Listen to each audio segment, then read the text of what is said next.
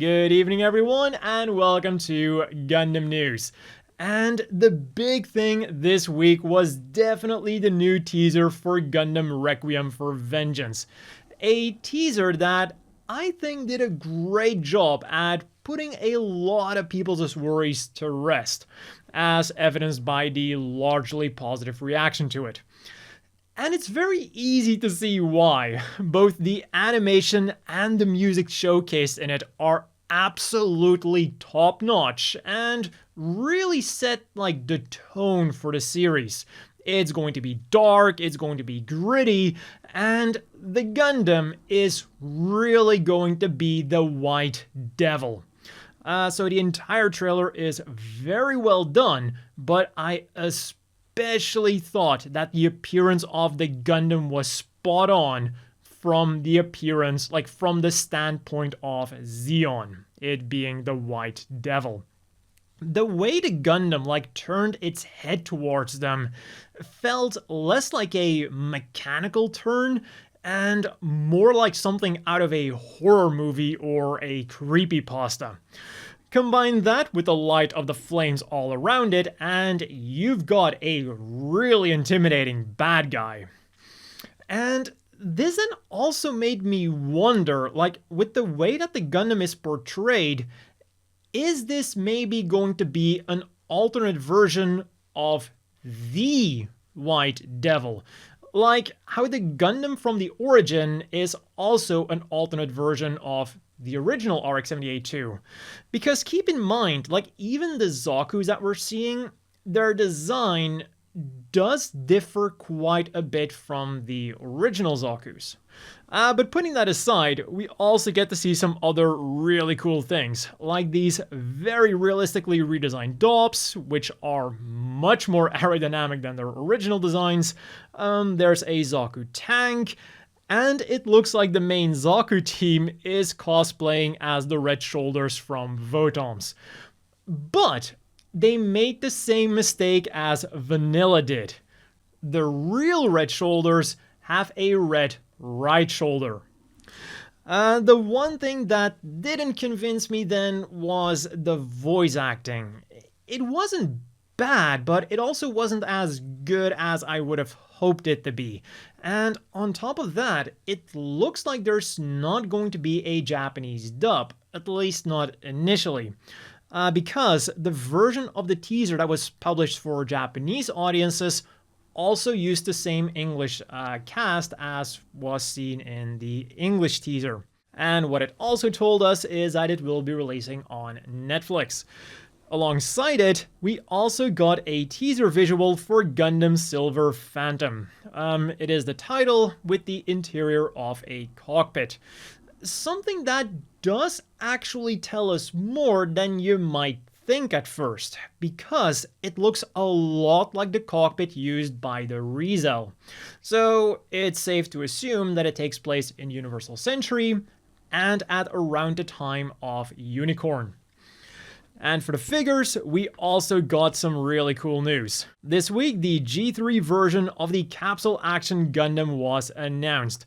At 1,500 yen, around 10 US, they are definitely a bit more expensive than the standard gachapons, but they're also significantly more impressive than those standard gachapons. And they even have somewhat of an inner frame. You can get it as a colored version or as a clear version to really appreciate that inner frame. What I do find a bit weird though is how it's being sold. So, right now, they're up for pre-order on websites like Hobbling Japan, link down below, and if you pre-order them from those websites, you'll get them shipped in April, which is also when I'm assuming that they'll be appearing in physical gachapon machines. But right now, you can also get them through the Gachapon online service, with the catch being that they'll only ship in May. So you're going through that proprietary website, you pay earlier, and then you get them later. I feel like I'm missing something here. But anyways, the previously teased Robot Spirits Buster Gundam has now been officially announced.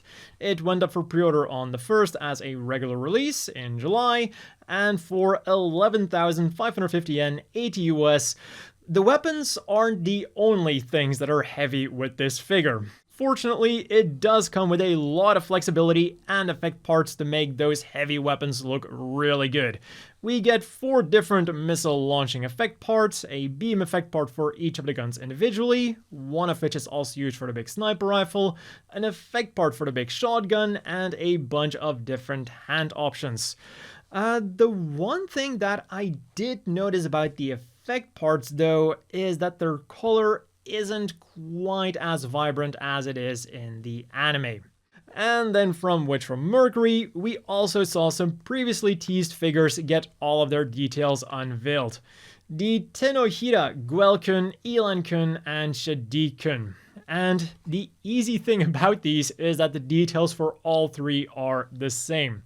They went up for pre-order today, link down below. They're scheduled for a June release, and they'll set you back 7,920 yen, 55 US.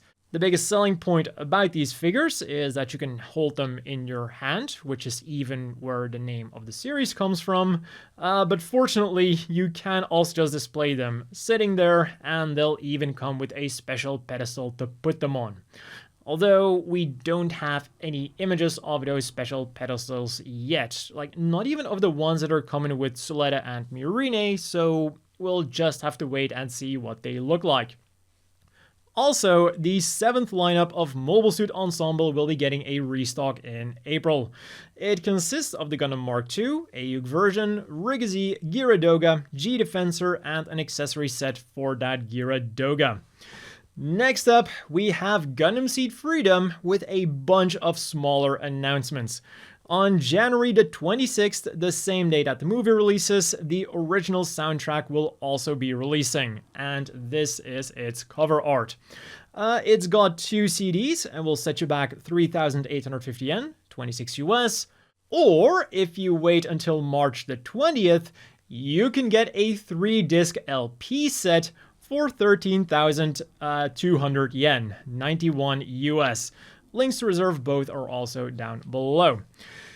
Sumitomo Mitsui then is having a campaign for people who have a Gundam Visa card. Spending over 50,000 yen with them between December the 1st and February the 29th, which is 344 US, will get those people entered into a lottery to win one of 100 Gundam Seed Freedom Quo cards, which have a value of 500 yen, which is like $3-4. And then there's also a bunch of new miscellaneous merchandise. For 1,485 yen, 10 US, there is a wet color acrylic stand of Kira, Lacus, Athrun, Kigali, Shin, Lunamaria, or Izak. For 550 yen, 4 US, you can get those same designs, plus Kira and Athrun together on a can badge. And for 660 yen, 5 US, you can get those designs on a magnet. Then for 935 yen, 6 US, there are pairs of hair clips, being Kira and Athrun and Izak and Diorca. And finally, for 1,485 yen, 10 US, you can again get the whole main cast on an acrylic stand, but this time, they can also hold a pen. And all of this stuff will be coming your way in January, probably around the time that the movie releases. On the gaming front then, we again have to begin with some bad news. Because apparently, this just wasn't the year for Gundam online games.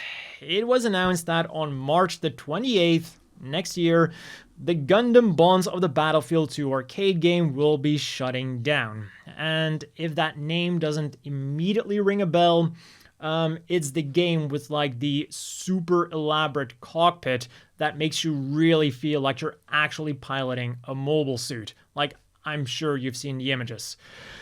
And after browsing like through the comments of the Japanese players, I saw 2 main sentiments about it. The first is that most people didn't seem all that surprised about the game shutting down, and that they actually considered it a step down from the original Bonds of the Battlefield, which the two obviously replaced. Some people even straight up said things like, oh, can we get the original one back now that we've gotten rid of the two? And the second comment that I saw quite a bit was people hoping for a PC or a console port, which is actually a more possible thing than you might think, because that very popular first one did actually get ported to the PSP. And believe me when I tell you, I love this game. And I've played it to death. This was also one of the games that really made me fall in love with the PSP. So if you still play on the PSP today, I would highly recommend you giving this game a shot if like more realistic Gundam games are your thing.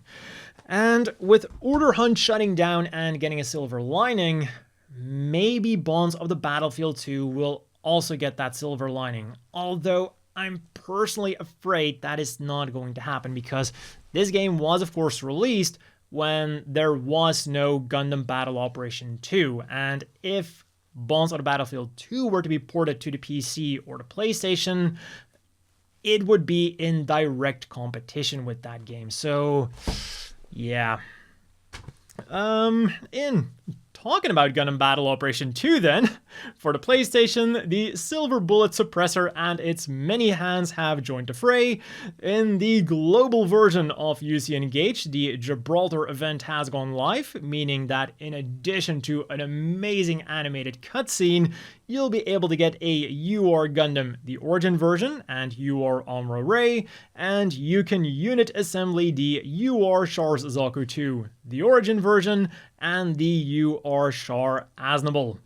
And then in the Gundam Arsenal Base arcade game, there is pain, but of a very different variety this time around. To celebrate Christmas, you'll be able to collect 10 special edition cards. 2 secret ones, the Kempfer, the Hygok, the Zakuto FZ, the Alex, Mikhail, Andy, and Bernie and Christina doing Christmas shopping together. And to make it even worse, they also animated it a little bit in the trailer for this promotion. So, extra emotional damage. I'll have it linked down below if you want to check it out, but it is region locked. So, you know, NordVPN, code kkrt or link down below, sweet discount and support the channel. As for how it works, every time you play the arcade game, which costs 100 yen, you get 1 point, and 10 points will get you 1 random pack, which contains 1 card. So basically for every 1,000 yen, you get 1 chance. And in other news, the pictures of the Alphatauri X Gundam collaboration were published, showing off things like the Gundam decals on the car, the custom perfect RX-78-2 version Unleashed, and the 2 Gundam statues. Again, I'll have them all linked down below. Then we got this beautiful jacket design for the Blu-ray of the 4th volume of Witch from Mercury's 2nd season, and the Mobile Suit Girl of the week is the rear of the Zakuto Girl, who has a tiny Ashigaru Zako on her backpack. It is ready to spring into action and support her with its cute little sword and shield. And Ashigaru, by the way, is like a type of ancient Japanese foot soldier. As for the things you could get this week then, on the first we got 2 kits from Gundam Build Metaverse. For 2,750 yen, 19 US, there is the high-grade Gundam 00 Diver Arc with its light up in the dark effect part, and for 2,530 yen, 17 US, there is the Plutine Gundam, which consists of the Core Gundam 2 Plus and the Pluto armor, meaning that it is of course also compatible with the other Core Gundam expansion parts. And on top of that, some parts of the model kit are made with recycled plastic, the so-called EcoPla.